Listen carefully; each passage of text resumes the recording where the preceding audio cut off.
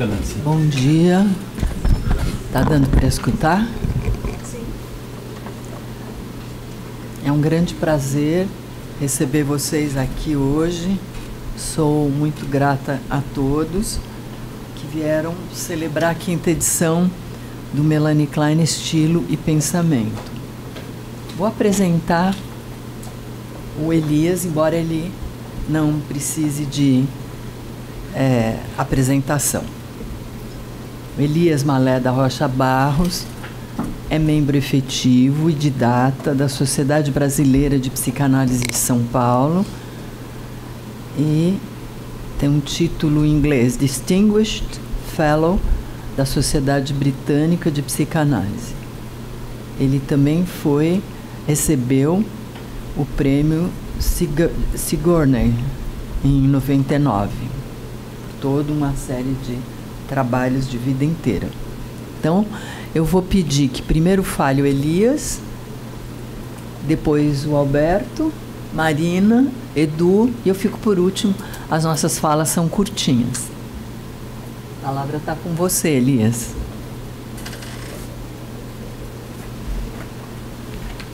O microfone tá funcionando? Tá.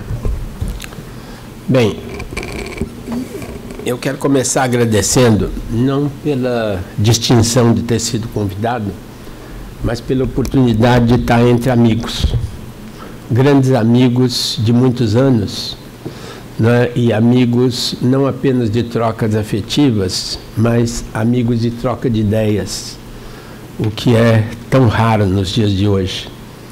E eu queria incluir, além das pessoas que estão na mesa, a Maria Cristina Magalhães, também grande amiga, grande contribuidora para o pensamento psicanalítico.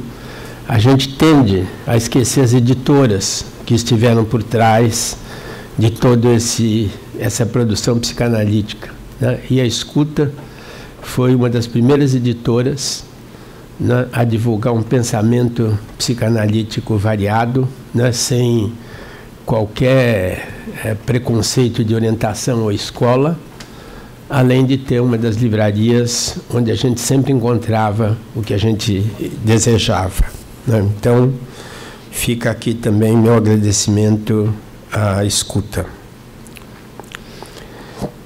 Eu vou tentar ser breve. Eu escrevi essa introdução e eu espero apresentá-la e lê-la da maneira menos chata possível, né? Quando a Elisa diz que eu não preciso ser apresentado, dentre outras razões, há uma que me deixa um pouco melancólico, que é o fato de ter vivido tanto, né? Quando a gente vive muito, a gente é mais conhecido também. Então eu começo assim, citando a Júlia Kristeva, num parágrafo que me parece muito interessante, se ele for refletido na sua profundidade. É um parágrafo não do livro dela sobre a Melanie Klein, mas do livro dela sobre a Hannah Arendt, que eu recomendo a todos, eu acho uma joia. Ela escreve: o impacto de certas obras não se reduz à soma de seus elementos. Depende da incisão histórica que elas operam, de suas repercussões e de suas consequências, em suma, de nossa recepção. Alguém, ou o autor, se encontrou nessa intersecção e cristalizaram-se as possibilidades. Este é o gênio. Pouco importa que só o que ele tenha feito foi nascer, trabalhar e morrer. Nós o dotamos de uma biografia. No entanto, se nós a concedemos aos gênios e não a todo mundo, é para nos manter alertas. Muito além da invenção, da obra ou da ação, existe alguém. Alguém viveu. Nós somos alguém? Devemos nos perguntar: vós sois alguém? Experimentem ser alguém. Né? Eu acho que nessa frase final está resumida, né, o que, digamos assim, está por trás da nossa prática analítica. A gente visa tornar alguém alguém, né? E eu acho que a grande pergunta que nos persegue, que nos leva à análise, nos leva à leitura, à reflexão, é essa questão se a gente é alguém, né? E o alguém não é algo fixo, não é um lugar onde a gente chega, né? É um lugar de passagem, é uma viagem. Melanie Klein era uma iluminista radical e acreditava no valor curativo da verdade e na possibilidade das transformações nas emoções e na capacidade de pensar e amar mais profundamente, libertando-nos da tentação pela superficialidade. Acreditava que a normalidade emocional passava pela capacidade de manter relações emocionais íntimas, sustentadas na libertação do modo de ser infantil. Não estou falando, evidentemente, no deixar de ser criança. É de libertar-se de ser infantil, de amar e de odiar infantilmente nas relações humanas. A vida para ela não deveria nunca ser rasa. A superficialidade para ela era uma patologia. Elisa Sintra e Luiz Cláudio Figueiredo sugerem que a psicanálise kleiniana, como qualquer outra, mas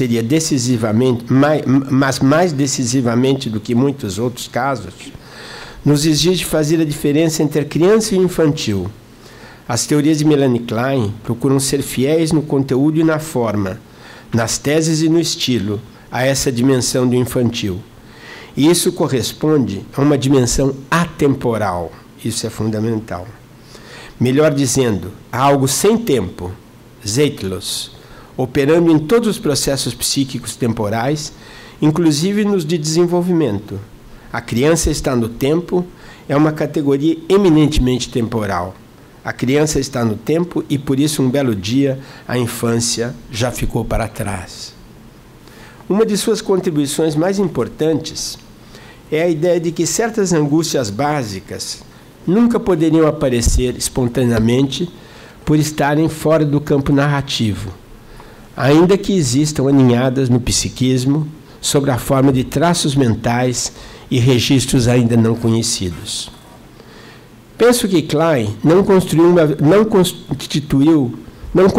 a versão final de seu legado, à medida que seus escritos ainda produzem efeitos vivos nos leitores, e ao fazê-lo, também essas ideias se transformam em novas fontes de inspiração. Vide as obras que estamos comentando hoje: Luiz Cláudio Figueiredo, Elisa Ulloa-Sintra e Marina Ribeiro. Acredito que Melanie Klein ganhou autonomia em relação à sua posição dentro do pensamento psicanalítico e da cultura, limitada historicamente, até um certo momento, por ser vista como chefe de escola, para finalmente integrar o mundo das ideias contemporâneas. A meu ver, Klein, hoje, se libertou da limitação que o adjetivo kleiniana lhe impunha.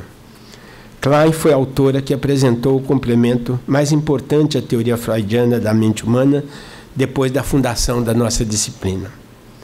A partir desse ângulo, devemos olhar para o pensamento de Melanie Klein como uma obra aberta, que se reinventa a cada contato com o pensamento contemporâneo, com os escritos de outros autores, e dessa forma também o fecunda, promovendo ampliações do seu escopo, ao mesmo tempo que ela mesma se amplia.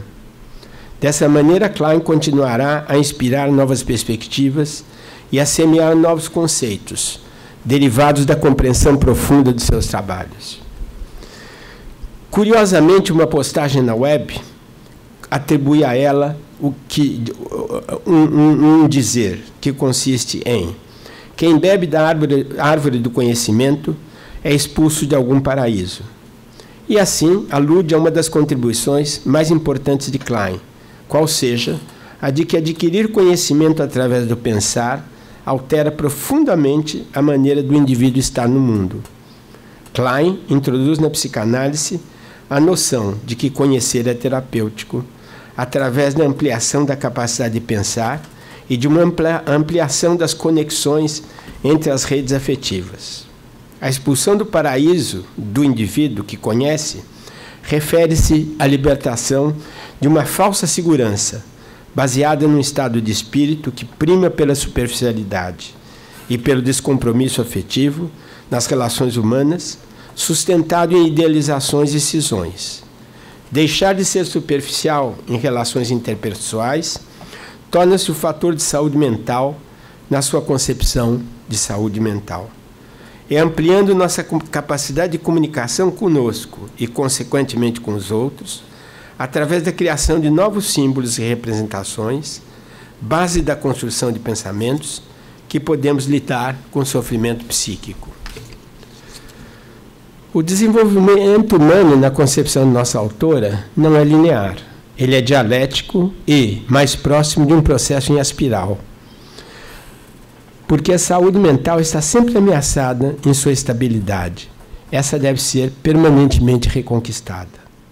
A saúde ou equilíbrio mental não é a consequência natural de um desenvolvimento linear bem-sucedido e, de certa maneira, pré-programado num ambiente acolhedor. Não estamos programados para sermos normais, sadios e bons.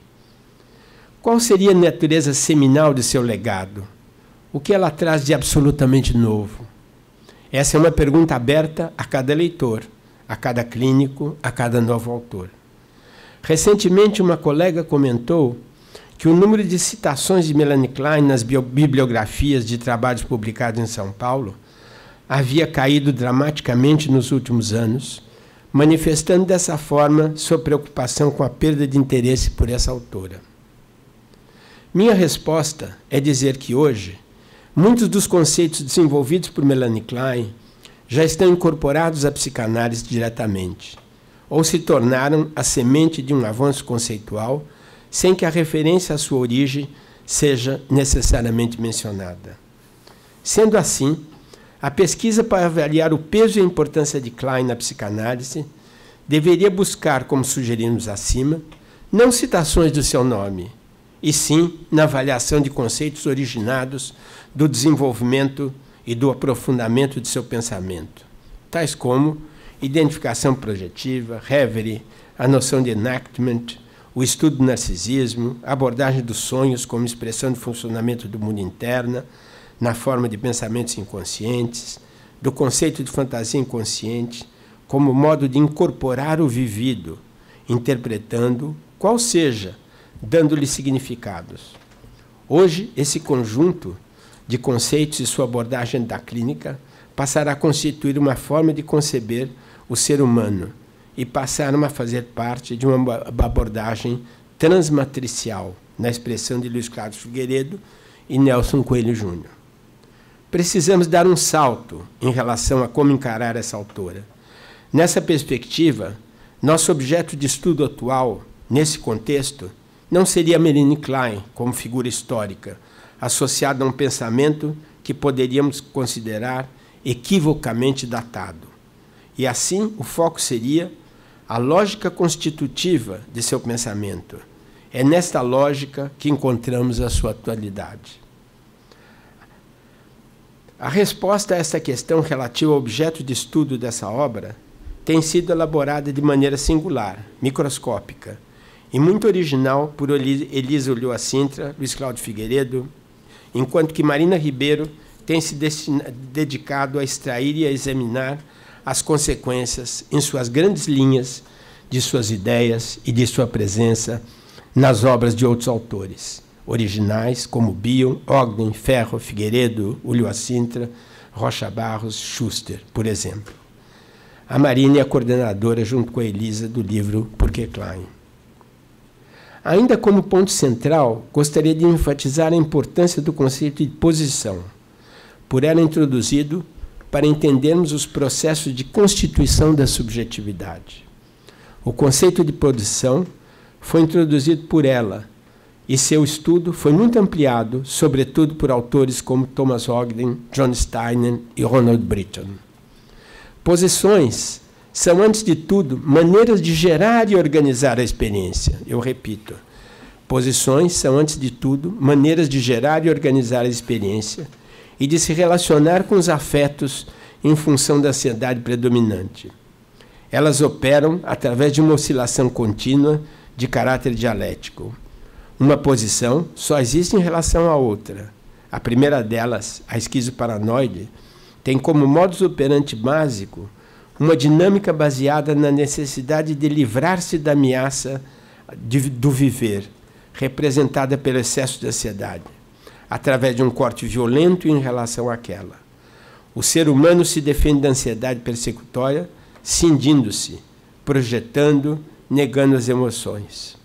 Sobre a égide desse funcionamento, as experiências são descontextualizadas e, portanto, tornam-se ahistóricas.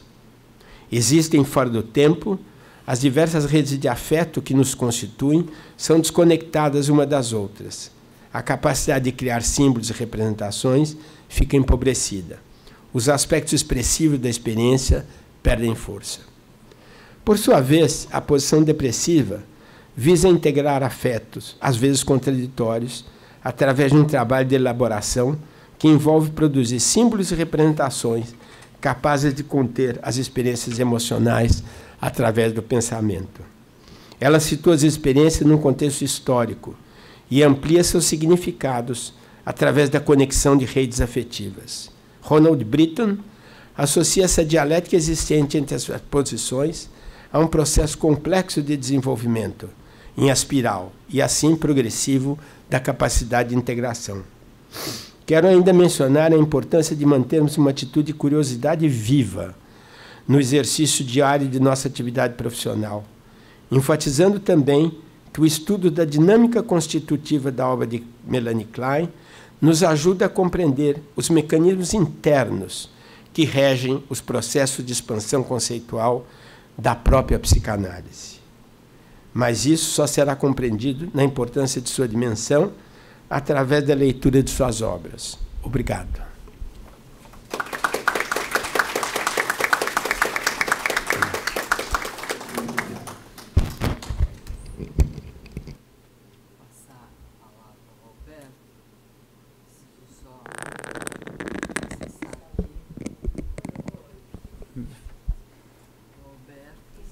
Lisa, microfone.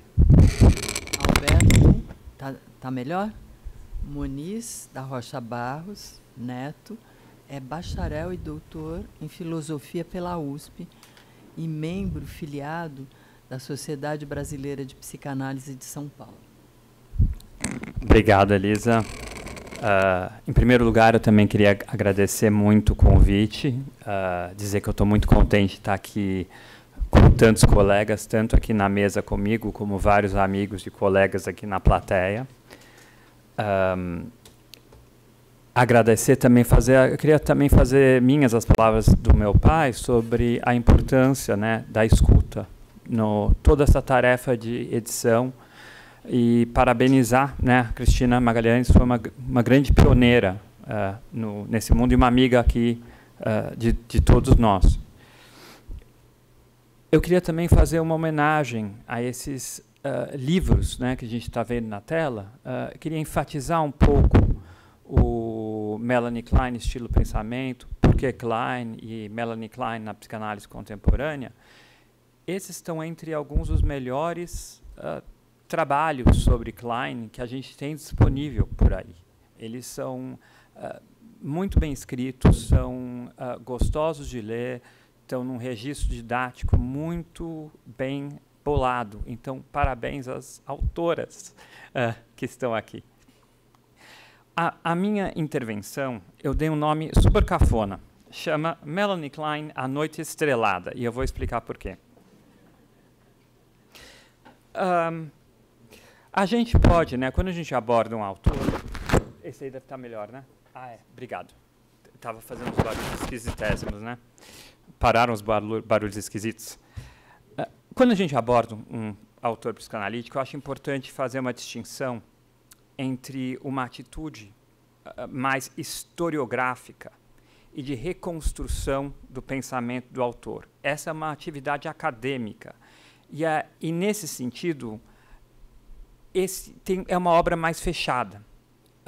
Outra atitude é fazer uma leitura criativa do autor, apropriar-se dele, transcendê-lo, e nesse registro fica uma obra mais aberta. Das coisas que eu vou falar sobre a Melanie Klein, eu acho que algumas coisas são dela, outras coisas são um pouco transformações que eu fiz da obra dela. Para mim, os autores psicanalíticos, eles apresentam sistemas filosóficos. E são sistemas filosóficos porque eles apresentam retratos da natureza humana. A gente pode contar a história da psicanálise como uma história de continuidades. A gente pode pegar e tentar ver como que Klein herda ideias do Freud e adapta essas ideias e assim por diante com outros autores. Ou a gente pode enfatizar as descontinuidades. Por vezes eu acho que as descontinuidades são mais interessantes ainda.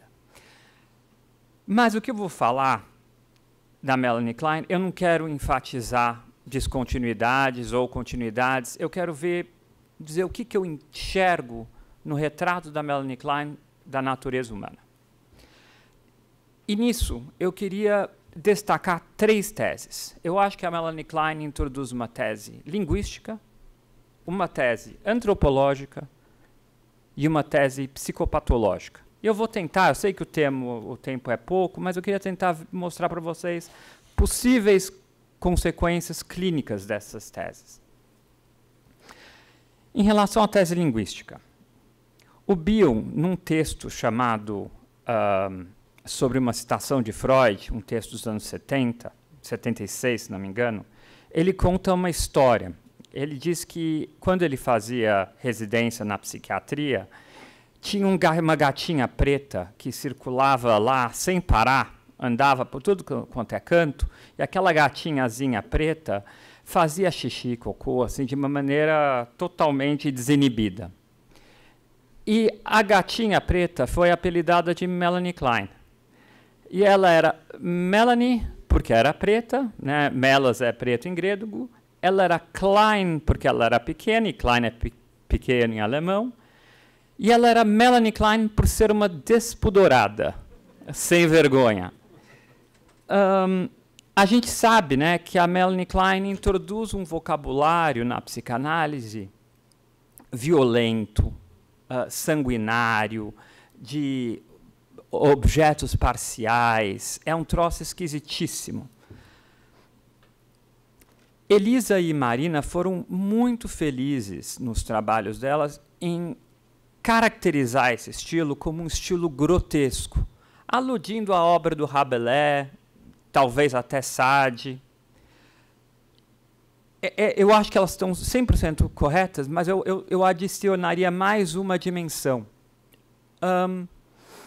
No início, né, do século XX, a gente tem também uma revolução na pintura, que é a introdução do abstracionismo, e uma das fases do abstracionismo é o desconstrutivismo, que a gente vê, por exemplo, né, naquelas primeiras obras do Braque e tal, do Picasso, em que você decompõe como é que é um sujeito descendo uma escada, reduz figuras humanas a elementos meio essenciais.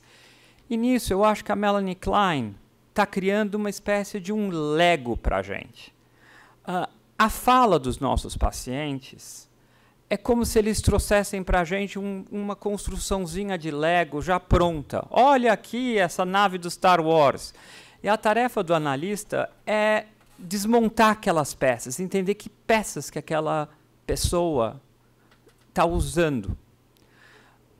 Obviamente que a Melanie Klein, atuando em seu tempo e muito animada com essa descoberta, talvez tenha levado ela longe demais, né? A gente sabe que quando a criança batia com os trenzinhos, a Melanie Klein falava, são os pais, o casal parental transando e tal.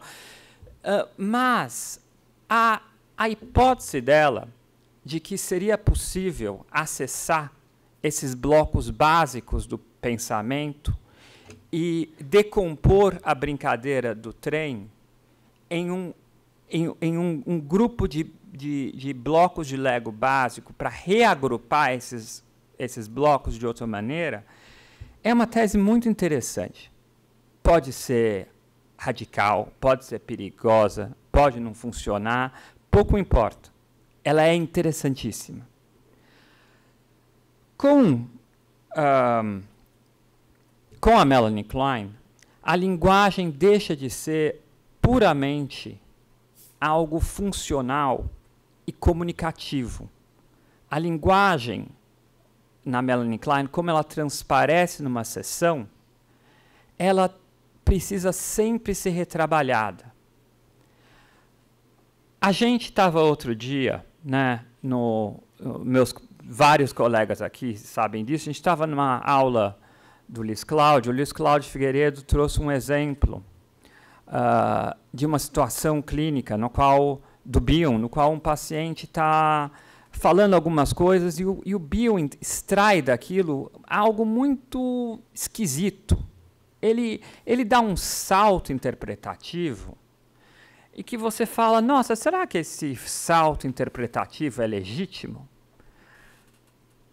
Na história da psicanálise, né, uma parte das pessoas acreditava, e ainda acreditam, que você consegue decodificar, traduzir, desconstruir a fala do paciente para revelar o inconsciente.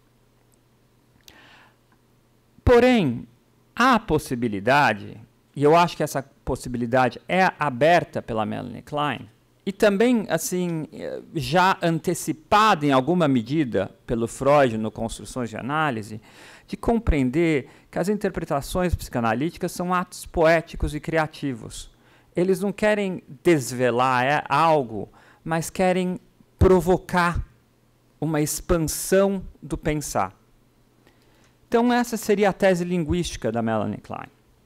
O Eduardo Zaidan, que está na mesa comigo, grande amigo, grande freudólogo, daqui a pouco vai falar o quanto que isso já estava presente no Freud ou não. A segunda tese da Klein é uma tese antropológica. A Melanie Klein herda a pulsão da morte do Freud. Agora, o que ela faz com a pulsão de morte é algo inteiramente novo. Para Klein, inveja, ódio, sadismo, agressividade são primários. A espécie humana, nós não somos homo sapiens, nós somos homo anxious. Nós somos, antes de mais nada, um bicho perturbado, profundamente perturbado e profundamente assustado. O sapiens vem bem depois. Porém, nós não somos apenas assustados e angustiados. Já que somos angustiados e assustados, a gente tem muito ódio das coisas. Outro dia eu estava vendo, né, só para dar um precedente natural, outro dia eu estava vendo um podcast sobre evolução humana, e Homo erectus durou milhões e milhões e milhões de anos na face da Terra. Homo sapiens, a gente está aqui por 250 mil, 300 mil, e a gente talvez não dure mais 100 mil. Quem que teve mais sucesso? Né? E o quão destruidor nós somos. Então, além de ser Homo anxious, nós somos Homo anxious pleniode. Nós somos o homem ansioso cheio de ódio. A Melanie Klein introduz também, né, uma série de hipóteses sobre nossa interação com o mundo. Nós somos cidadãos de duas realidades, uma realidade interna, uma realidade externa, e a gente fica negociando a toda hora com essas duas realidades. O mundo não nos é dado, o mundo é construído por nós, em sentido até levemente kantiano, mas muito levemente kantiano, porque Kant é outra coisa, mas colorido pelas fantasias inconscientes.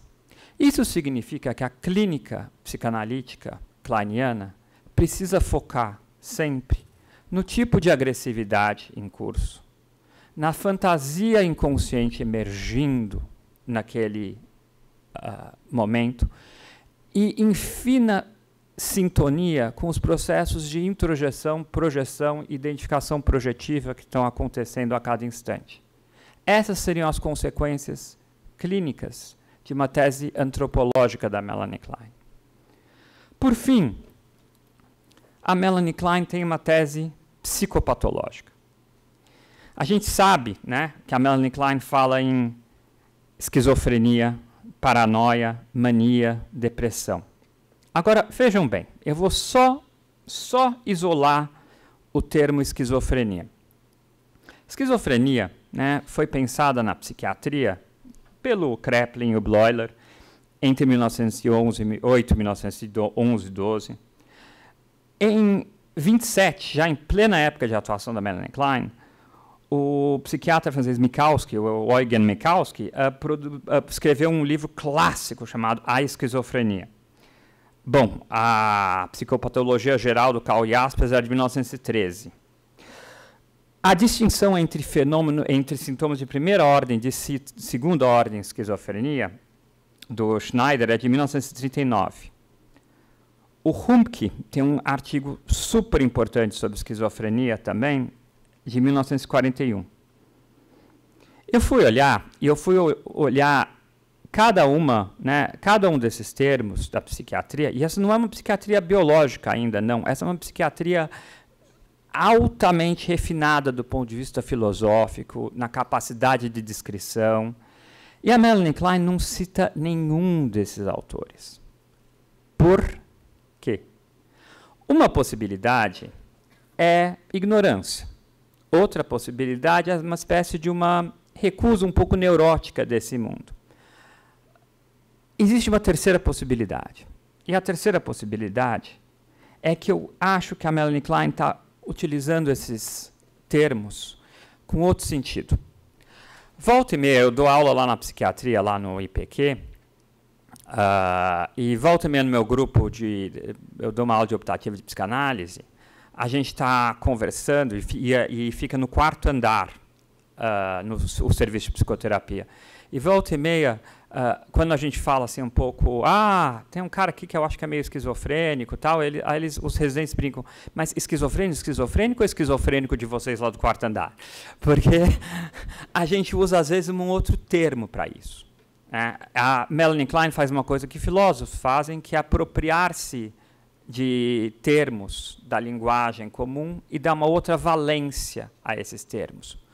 Na introdução do Aprender com a Experiência, o Bion fala que ele vai utilizar termos matemáticos não em e por si mesmo, não aludindo à matemática, mas por conta da penumbra associativa que ele gera. Então, por que será que a Melanie Klein usa esses termos tão duros? Ela usa esses termos tão duros porque ela tem uma hipótese da doença mental primária também. O Roger Monicurl, né, um filósofo tornado psicanalista inglês, que foi tanto seguidor da Melanie Klein quanto do Bion, tem um artigo de 69 chamado Sobre o Temor à Insanidade, em que ele fala algumas coisas que eu acho que a Melanie Klein diria. Ele diz: sempre existe uma parte louca no self, embora, obviamente, em graus diferentes nos diferentes indivíduos. Ao invés de nos perguntarmos como e por que enlouquecemos, devemos nos perguntar como é que a gente consegue ficar sadio, como é que a gente consegue ficar são. E aí ele cita uma fala de um psicanalista inglês, o David Eder, que fez o seguinte resumo da experiência humana. Nós nascemos loucos, depois a gente desenvolve uma consciência, e aí a gente fica infeliz. E aí a gente morre. Eu apresentei essas... e essa tese psicopatológica é fundamental para Klein por conta de todo, né, o arsenal dela para explorar essas zonas adoecidas nossas. Depois que eu apresentei um esboço dessa fala para os meus residentes, uma pessoa virou para mim e falou assim: nunca ouvi algo tão depressivo na minha vida. E aí que vem a ideia da noite estrelada. É verdade. A Melanie Klein traz uma visão trágica do mundo. Agora, é um pouco como A Noite com as Estrelas. Tem aquela escuridão, aquele terror, aquele vazio do espaço, mas tem o flamejar dos astros. E eu digo isso porque a Melanie Klein, muito, mas muito mais do que Freud, é também a pensadora do amor, da reparação, da ternura. E aí eu lembrei da Noite Estrelada do Van Gogh, uma tela, né, que mistura toda a loucura dele, toda uma violência, junto com uma beleza e uma serenidade. E eu acho que a Melanie Klein nos apresenta isso, Uma Noite Estrelada. Obrigado.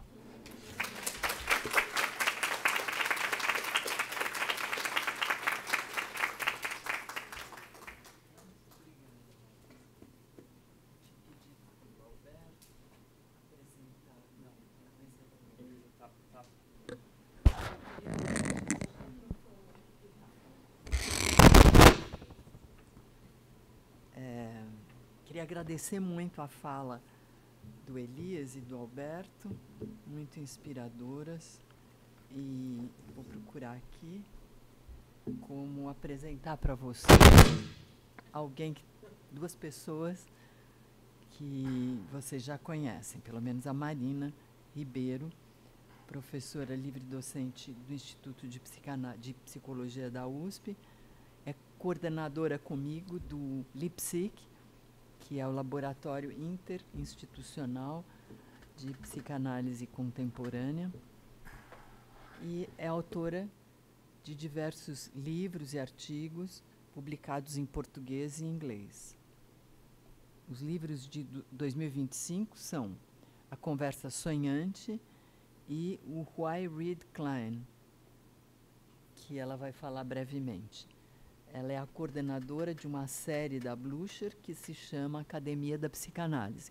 Então, todo mundo que está na academia fazendo mestrado, doutorado, quiser ter os seus mestrados e doutorados publicados, pode conversar com a Marina. Vamos ver se ela aceita. Toca a palavra. Obrigada, Elisa. E obrigada de estar aqui hoje, né? É difícil falar depois do Elias e do Alberto, até porque é difícil falar de uma autora que a gente já falou muito, escreveu muito, né? Dá aula todo semestre. Com agradecimento ao Elias e à Elisa, né? Que em momentos diferentes e de formas diversas abriram portas, né? Que se transformaram em verdadeiros continentes na minha trajetória como psicanalista, que eu acho que é uma forma de estar no mundo que nos toma por completo, né? Ser psicanalista não é só uma profissão, né? Por isso que os maridos ficam com muitos ciúmes, né? Porque a psicanálise é, né, um grande amante. Então, novas edições, como o livro que a gente está comemorando hoje, eu acho que é a evidência dos livros que vão se tornando referência ao longo do tempo. Eu fico satisfeita de fazer parte dessa celebração e também com os livros que foram desdobramentos deste, né, como o Por que Klein, e que está sendo publicado em inglês exatamente agora. E nos agradecimentos do livro Por que Klein, escrevemos que não tínhamos como discernir a presença do Luiz Cláudio Figueiredo nas entrelinhas do livro, tornando-se impossível de mencioná-la, né? Acho que isso vale para o nosso encontro hoje. Só temos a agradecer a potência do seu pensamento e dos seus textos. Agradeço também a nova edição de Lendo Transformações, né, que também saiu agora, né, e que a Cristina teve a gentileza e a ousadia de republicar, né, com acréscimos, que é um livro também muito precioso. Eu agradeço ao Elias, que indicou a publicação do livro em inglês, né, e a Cristina, que republicou agora a segunda edição. E acho que vocês estão percebendo, né, que esses 4 livros que estão projetados aí fazem parte de uma rede de vínculos no qual ser grato é parte do efeito dessa autora em nós. Precisamos ser gratos para pensar e criar. Um pouco a fala final do Alberto, né? Homem, ânsios, ódios and love. Amor e ódio desde o início. Né? O amor vem depois. Eu acho que vem junto, né? Vem ali coladinho. Né? A Melanie Klein foi a primeira psicanalista que me encantou. Aqui na graduação da PUC, né? Eu fiz a graduação aqui. E Freud chegou depois. O pai se edifica sobre o solo materno, ou, como a nossa autora escreve, quase pornograficamente, né? O pênis no seio, né? Como diria ela. E eu coloco, né? E a Elisa também, o pai no olhar da mãe, o pai na mente da mãe, né? Como a gente passou a poetizar, né? A senhora Klein. Acho que um pensamento que costuma ser recorrente, que o Elias tocou aqui, né, a constatação, por exemplo, o texto freudiano é lido e comentado, né, o Eduardo acho que vai fazer isso aqui hoje, com cuidado e generosidade. A historicidade do texto é sempre considerada e tem uma certa reverência ao texto, né, um cuidado. Não é o que acontece com os textos dessa mãe da psicanálise. Os textos kleinianos são viscerais, incomodam, perturbam, angustiam, chegam a ser deselegantes. A inquestionável genialidade do pensamento clínico kleiniano, né, uma clínica extremamente intuitiva, corre um certo risco, né, de falta de referências. Né? Eu acho até que um certo efeito iatrogênico desses textos perturbadores. Né? Não é fácil ler Melanie Klein, como também não é fácil ler Bion. Né? Eu acho que é um fenômeno que não só o que o Elias tocou, né, incorporação e transformação dos conceitos, né, mas um certo... como é que eu poderia dizer? Eu acho que falta o cuidado que a gente vê com os textos do Freud, a gente não vê, né, em relação aos textos da Melanie Klein. A Elisa e o Luiz Cláudio colocam nesse texto que ela foi uma outsider. Né? Melanie Klein foi uma outsider. E eu tenho a impressão que os textos dela, de alguma forma, né, nesses 100 anos de psicanálise, também ficam um pouco nesse lugar de outsider. Então, há 100 anos, uma mulher autodidata, sem formação acadêmica, separada, com 3 filhos, né, foi extremamente corajosa e intuitiva nas suas observações clínicas. Ela ousou sustentar que as crianças poderiam ser analisadas e que a brincadeira infantil era equivalente às associações livres nos adultos.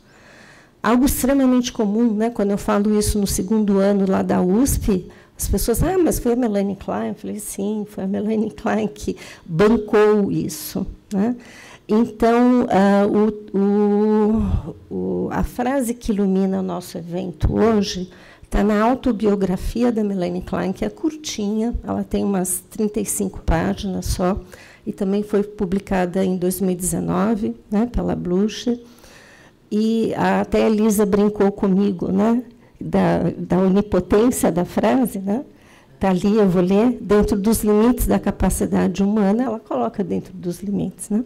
Sinto que fiz algo que talvez no futuro possa se provar ter sido uma grande contribuição para a compreensão da mente humana. Né? A gente está aqui no futuro, né? Ela realmente fez uma grande contribuição, e talvez a gente tenha que ser um pouco, se inspirar na ousadia dela, né? E uma certa onipotência, né? Mesmo reconhecendo os limites da capacidade humana. Então, acho que os nossos autores, Elisa e Luiz Cláudio, têm várias compreensões da obra kleiniana que merecem destaque, né? Como o próprio Elias escreveu no prefácio, que não dava para grifar o livro inteiro. Faço minhas as palavras dele. Então, eu só vou destacar uma coisa do livro que eu acho preciosa, né, porque gerou muitos mal-entendidos na leitura da obra da Melanie Klein, que é a questão do constitucional na Melanie Klein e a inveja constitucional. Né. Então, a Elisa e o Luiz Cláudio colocam que os aspectos constitucionais são, para Klein, por exemplo, uma propensão maior para a oralidade, que pode estar fundamentada em aspectos do metabolismo e do equilíbrio hormonal do recém-nascido. Se essa oralidade manifestar-se por uma excessiva voracidade, temos, então, o terreno favorável ao surgimento da inveja. E eles continuam, né? Se pensarmos agora que o seio real não conseguirá nunca atingir a plenitude imaginária da vida intrauterina, haverá sempre espaço para o surgimento da inveja. Essa seria uma outra maneira de entender por que a inveja pode ser considerada constitucional, pois, em princípio, a própria descontinuidade entre vida intra- e extrauterina é o elemento constitucional, ou, melhor dizendo, estrutural, que torna possível a inveja. Hoje em dia, em vez de nos referirmos ao fato de ser ou não constitucional, diríamos que a inveja participa da estrutura do desejo, assinalando o seu aspecto insaciável. A palavra em francês, envie, significa simultaneamente desejo e inveja. Essa etimologia sugere uma forte presença libidinal na inveja, presença essa que não era enfatizada por Klein. É genial, né, gente? Genial. Não tenho o que falar. Né? Essas ideias, claro, que estão, né, presentes 15 anos depois, no livro Por que Klein, né, e que é exatamente o livro que está saindo em inglês. Né?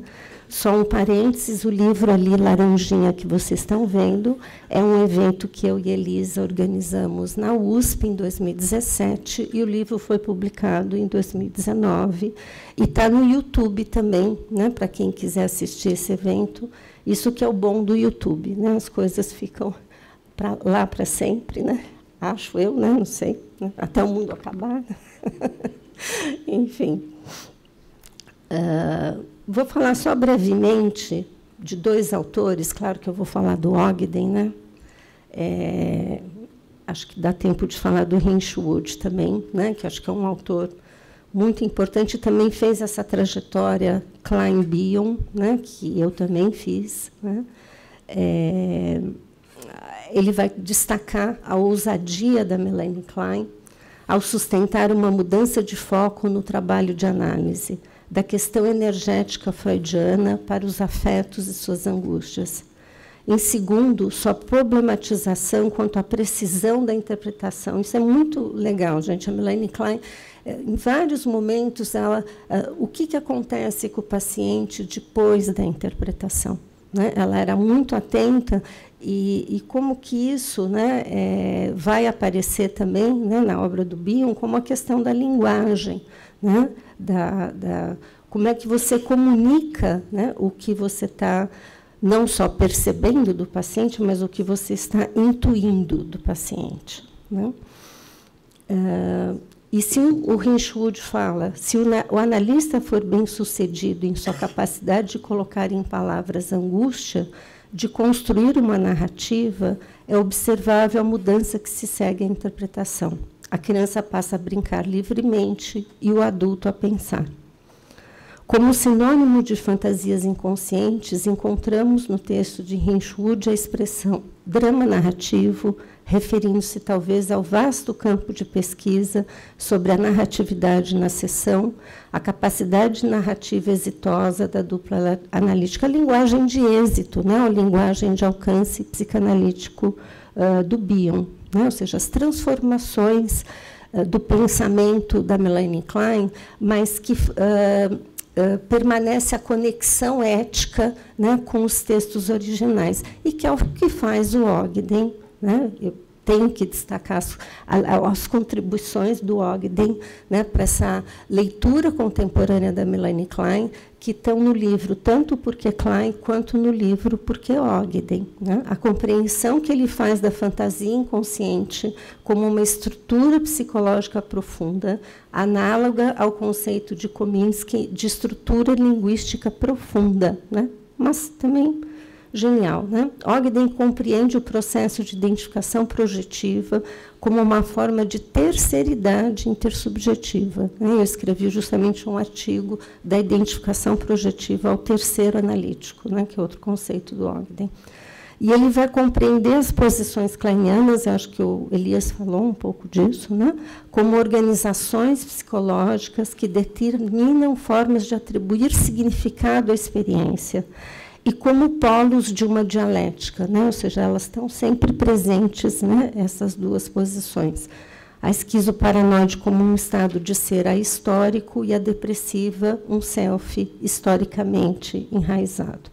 E ele também postula uma terceira posição anterior à esquizoparanoide, a posição autista contígua, né? Além disso, ele faz uma leitura criativa e transitiva, né, que é o método que o Ogden usa, dos textos da Susan Isaacs, que é uma preciosidade, né, onde ele vai escrever que o conceito de fantasia inconsciente antecede aspectos da teoria do pensar do Bion, ressaltando a função transicional desse clássico artigo de Isaacs entre duas eras da psicanálise, a Freud-Klein e o Winnicott-Bion, né? O texto de referência sobre fantasia inconsciente é o texto da Susan Isaacs, né? Não é, ela que sistematizou o conceito, né? E também tem um capítulo da Elisa com o Janderson, né? Ogden, leitor de Klein, né? Para uma leitura criativa e, né, que a transcende. Eu achei também, né, só para destacar para vocês, assim, quem teve contato pessoal com a Melanie Klein, o Bion, né, eu vou falar aqui um pouquinho, mas o James Gamil, né, que fez supervisão com ela, e comenta que se sentia muito à vontade com ela quando apresentava o material clínico, o que nos leva a pensar que Klein era acolhedora e continente com os psicanalistas próximos a ela e com os pacientes também, né? Assim, o Ogden, na obra dele, em vários momentos, ele fala que a psicanálise precisa ser reinventada a cada paciente. O último artigo, que acabou de sair agora, acho que no International Journal, tem exatamente esse nome, né? Que a psicanálise precisa ser reinventada a cada paciente, e a gente pode dizer que a psicanálise precisa ser reinventada a cada psicanalista, né? Então, assim, a psicanálise que a Melanie Klein fazia, claro, era ela, né? As interpretações que ela fazia provavelmente funcionavam muito bem, né? Porque era ela, né? E esse supervisionando dela relata que Klein fazia contribuições precisas e consistentes, né? E aí ele traz um comentário da Melanie Klein ao trabalho do Bion, né, que é pouco conhecido. Ele faz o seguinte comentário: o que é que ela, uma determinada analista, estava querendo dizer, então, quando afirmou que compreendia perfeitamente o que o Dr. Bion queria comunicar na conferência dele, né? Ninguém entendia o que o Bion queria falar nas conferências, né? As pessoas saíam, né? Falavam que ele era louco. Com o Winnicott também fizeram isso, né? Frequentemente tenho de reler várias vezes a Klein falando, né, o texto das conferências do Dr. Bion, antes de começar a captar algumas coisas daquilo que ele tem a dizer. Tenho a impressão de que ele trabalha com algo novo em psicanálise, mas não tem serventia alguma fingir que é fácil e evidente, né? A gente realmente precisa ler muito e reler muitas vezes. É manifesto nesse comentário o respeito e admiração que Klein nutria por Bion, seu paciente de 45 a 53, que depois tornou-se, né, considerado kleiniano, mas, né, com a obra dele depois muito autoral, junto com a Hannah Siegel, o Rosenfeld e o autor que o Alberto citou aqui, né, o Moner Clear. Klein reconhece que Bion postulou um novo paradigma para a psicanálise. Seus textos epistemológicos foram publicados após a morte. Isso é interessante, né? Será que ele esperou ela morrer, né? Todos os textos da década de 60, né, foram... A Melanie Klein morreu em 60. Depois que ela faleceu, ele né, publicou, né, Aprender com a Experiência. No entanto, até o final, o último livro, né, que é considerado ainda uma fase, não é bem uma fase epistemológica, atenção à interpretação, ele, né, se considerava um kleiniano. Nos seminários clínicos também que ele deu ao redor do mundo, ele se apresentava como um kleiniano, né, e acredito que um gesto de gratidão e reconhecimento à analista que transformou sua vida.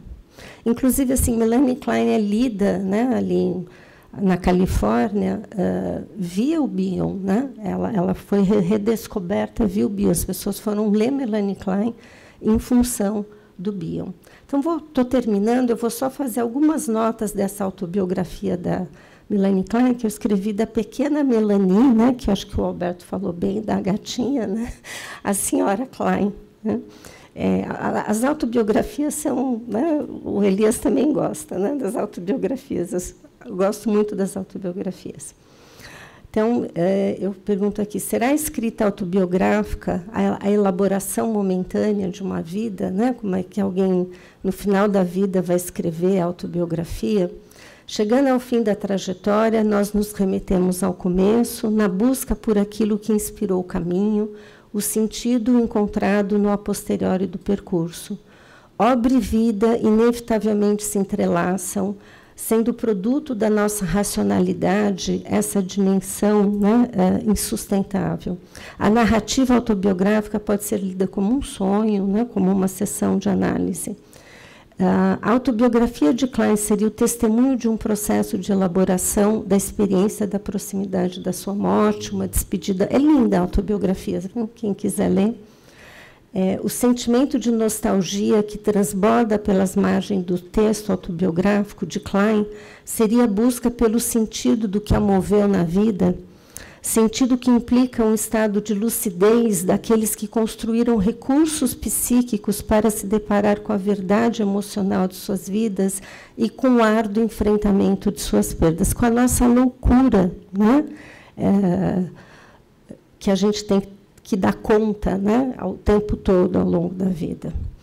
A leitura da autobiografia de Klein nos remete à construção de uma cena psíquica, uma cena onírica, na qual é possível se despedir da vida com amorosidade e sentimento de gratidão.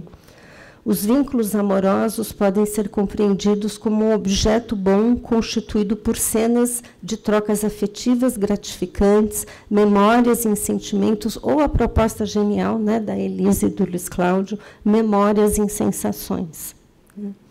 Já não há tempo para discórdias ou para os difíceis trabalhos do ódio. Né? No final da vida, ela está bem amorosa. Está uma gatinha doce. É preciso partir carregando o que há de mais precioso na mente, as cenas amorosas que constituem nossos objetos bons. Klein descreveu com maestria os trabalhos psíquicos do luto e a criatividade que emerge da mais intensa das dores, a de perder entes queridos. Nosso autor escreveu que, na elaboração dos processos de luto, a pessoa perdida torna-se um objeto interno bom. Nesse texto autobiográfico, ela descreve isso de forma surpreendente. Compreendo o objeto bom que está nos livros, né, como uma reserva de memórias afetivas, um conjunto de cenas e narrativas, um atravessamento de distâncias atemporais. Isso é Sintra e Ribeiro, né? Dupla portuguesa, como a gente brinca. Uma cena psíquica que funciona como uma tênue âncora na turbulência da transitoriedade da vida, favorecendo, mesmo que de forma breve, um reconhecimento de que somos nós na turbina do tempo, que encontramos algo da pequena Melanie, uma invariância que a conecta com a senhora Klein, ao final de uma tumultuada, dolorosa, criativa e produtiva vida. A autobiografia é o testemunho de uma mulher que teve a ousadia de sofrer a dor. Né? O Bion falava que a gente precisa sofrer a dor. Né? E de acreditar que isso é o que transforma, o que é verdadeiramente importante. O analista precisa encontrar o ponto de urgência, o ponto de maior angústia no aqui e agora da sessão, ou da vida, e ser capaz de construir uma narrativa bem-sucedida, uma narrativa imaginativa. As autoras aqui, Sintra e Ribeiro, né, escrevem que, com o passar do tempo, a própria Klein se tornou para nós um objeto interno de amor e conhecimento, incentivando-nos a trabalhar a onipotência, a arrogância, o narcisismo, a impossibilidade de fazer lutos, de deixar passar o passado, enfim, o núcleo de loucura, né, que existe, vai sempre existir em todos nós, né? Então, no final da vida, na autobiografia, Klein está de mãos dadas com seus objetos queridos e amados para morrer na companhia deles. Está nostálgica, generosa, entristecida, mas tranquilas com suas realizações e com a continuidade do seu legado que chega até nós, né? Somos gratos, Senhora Klein.